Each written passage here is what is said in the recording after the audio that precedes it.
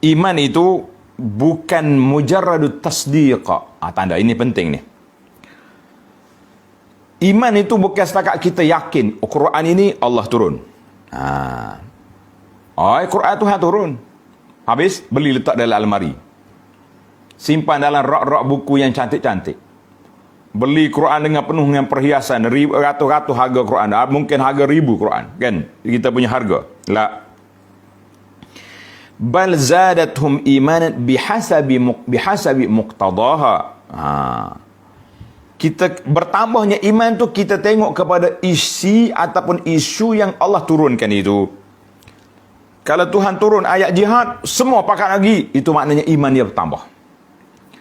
Turun ayat solat, semua pakat bangun solat, itu menunjukkan iman kita bertambah. Turun ayat perintah, semua pakat buat, itu imannya bertambah. Ini maknanya kita kena tengok isi kandungan ayat itu menunjukkan kalau baca Quran, seseorang itu makin dekat dia dengan Allah Azza wa Jalla, maka itu tanda iman kita bertambah. Tapi kalau baca Quran tak tahu, tak rasa apa-apa, kita kena cek balik hati kita, kita mempunyai hati nurani ataupun tidak, wal'iyazubillah, kan? Dan mereka istibsyar, gembira dengan hukum yang telah diturunkan oleh Allah Azza wa Jalla kepada kita. Artinya, tanda orang ini bertambah iman, yang pertama tasdik, kita membenarkan ayat yang diturunkan. Satu. Yang kedua, beramal dengan apa isi kandungan ayat tersebut. Yang ketiga, bergembira dengan arahan ataupun larangan. Kalau setakat ayat Quran ada.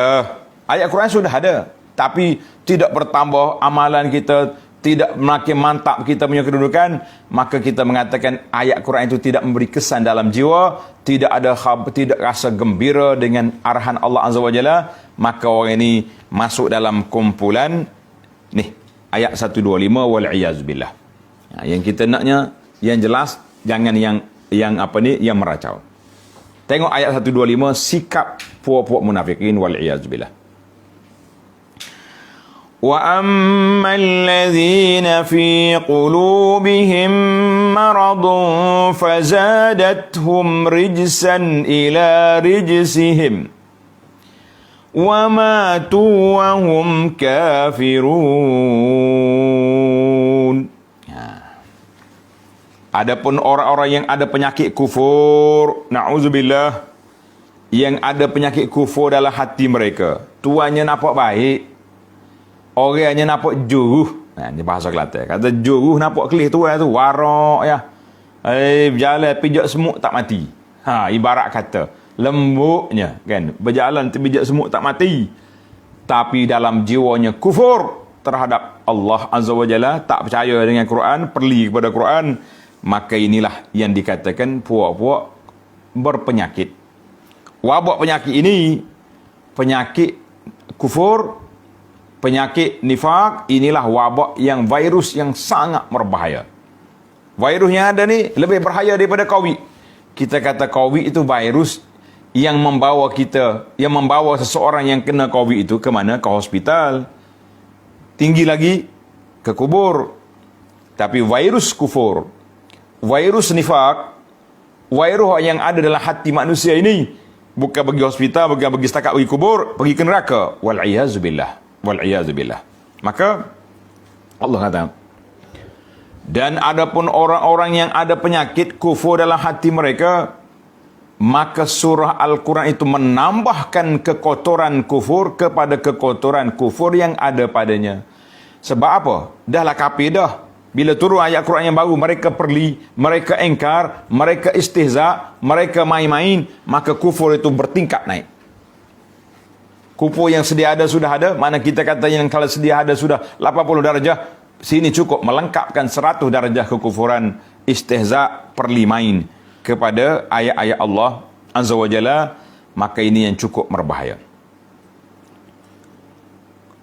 Menambah kufuran yang ada pada mereka, wa matu wa hum kafirun,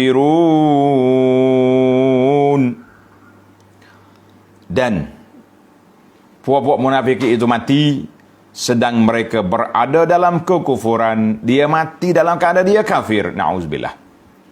dia mati dalam keadaan dia kafir, kita kata wal'iyazubillah, inilah yang menakutkan kita para jemaah sekalian. Maka kita tahu dah sifat orang munafikin tentang Quran, ini sifat dia. Tak percaya, istihza', perlimain, dan sakit hati yang membawa kepada mereka terus mati dalam keadaan kufur. Na'udzubillah. Sebaliknya ayat yang telah kita baca tadi, orang yang beriman, tasdik, membenarkan ayat Allah, beramal dan bergembira dengan arahan ataupun tegahan, dengan suruhan ataupun larangan. Dua-dua itu sudah.